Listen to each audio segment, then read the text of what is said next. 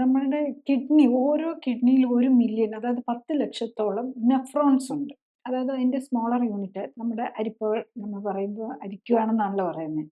അങ്ങനെ സ്മോളർ നെഫ്രോൺസിന്റെ ഒരു സെറ്റാണ് ഒരു കിഡ്നി എന്ന് പറയുന്നത്. അപ്പം നമുക്ക് ജന്മനാ തന്നെ ചിലപ്പം പല കാര്യങ്ങളും ഉണ്ട്. ഇപ്പം നമ്മൾ ഈ മരുന്ന് ഉപയോഗം ഒത്തിരി കൂടുതലാണല്ലോ. ചില മരുന്നുകൾ തന്നെ കിഡ്നിയുടെ ഡെവലപ്മെന്റിനെ ബാധിക്കാം.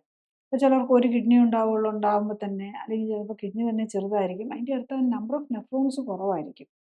അപ്പം നാച്ചുറലി വേറെ എന്തെങ്കിലും ഒരു പ്രോബ്ലം കൂടെ വന്നു കഴിഞ്ഞാൽ അവർക്ക് ഇതിലേക്ക് കിഡ്നി ഫെയിലിയറിലേക്ക് പോകാനുള്ള ചാൻസ് കൂടുതലായിരിക്കും.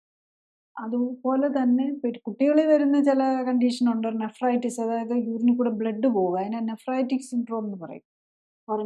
നെഫ്രൈറ്റിസ് എന്ന് പറയും. അപ്പം പെട്ടെന്ന് പിള്ളേർക്ക് ബിപി കൂടുക, മൂത്രത്തിന്റെ നിറം കാപ്പി ഉള്ള ചായയുടെ നിറം പോലെ ആകുക. ഇതൊക്കെ ആയിരിക്കും അത് വരുന്നത്. പിന്നെ വേറൊരു നെഫ്രോട്ടിക് സിൻഡ്രോം ഉണ്ട്. അതും കൊച്ചു കുട്ടികളിൽ വരുന്നത്. അത് പ്രോട്ടീൻ പോവുകയായിരിക്കും ചെയ്യുന്നത്. നെഫ്രോട്ടിക് സിൻഡ്രോം യൂറിനിൽ കൂടെ പ്രോട്ടീൻ പോകുന്നത്.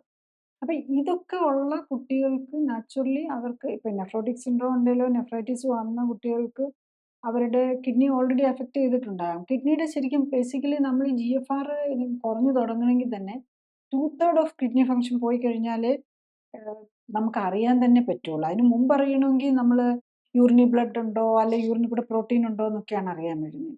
GFR 90 താഴാൻ തുടങ്ങുമ്പോഴേക്കും 60% ഓഫ് ദി കിഡ്നിയുടെ ഫംഗ്ഷൻ പോയി കഴിഞ്ഞിട്ടാണ്. കാരണം നമുക്കറിയാം ഒരു കിഡ്നി മാറ്റി വെച്ചു. അതായത് ഒരു കിഡ്നി മാത്രം ഉള്ളവരുടെയും GFR നോർമലായിരിക്കും. അപ്പൊ അതിൽ നിന്നും താഴെ പോയി കഴിഞ്ഞു കഴിഞ്ഞാൽ ആ ഒരു കിഡ്നി നന്നായിട്ട് വർക്ക് ചെയ്യുന്നുണ്ടെങ്കിൽ തന്നെ നമ്മുടെ GFR മാനേജ് ചെയ്യാൻ അതിന് പറ്റും. അപ്പൊ അതിലും കൂടുതൽ വന്നു കഴിഞ്ഞാൽ മാത്രമേ, അതല്ല ആ മേ ബി 60 ഞാൻ പറഞ്ഞതേ ഉള്ളൂ, മേ ബി 75% ഓരോ കിഡ്നിയുടെയും ഒരു കിഡ്നിയുടെ ഒരു 25% എങ്കിലും ഒരു 50% എങ്കിലും വർക്ക് ചെയ്യുന്നുണ്ടെങ്കിൽ GFR മോസ്റ്റ് പ്രോബ്ലി നോർമലായിട്ട് നിൽക്കും. അപ്പൊ അതുകൊണ്ട് നമ്മൾ ഒരു കിഡ്നി മാത്രമുള്ളവരൊക്കെ വളരെ കെയർഫുൾ ആവണം. പിന്നെ ഒരു കിഡ്നി ഡൊണേറ്റ് ചെയ്തിട്ടുള്ളവരും വളരെ കെയർഫുൾ ആയിരിക്കണം. കിഡ്നി ഫംഗ്ഷനിലെ കാര്യത്തിൽ GFR നോക്കണം, യൂറിനറി പ്രോട്ടീൻ പോകുന്നുണ്ടോ, ആൽബുമിൻ പോകുന്നുണ്ടോ എന്ന് നോക്കണം. അതുപോലെ RBCസോ ഈവൻ WBCസോ പെസൽസ് ഉണ്ടോ എന്ന് നോക്കണം. കാരണം അങ്ങനെ എന്തെങ്കിലും ഉണ്ടെങ്കിൽ നമ്മൾ വളരെ കെയർഫുൾ ആകണമെന്നുള്ളതാണ്. കൂടുതൽ അറിയാൻ ലിങ്ക് ക്ലിക്ക് ചെയ്യുക. കൂടുതൽ വീഡിയോകൾക്കായി സബ്സ്ക്രൈബ് ബട്ടൺ അമർത്തുക.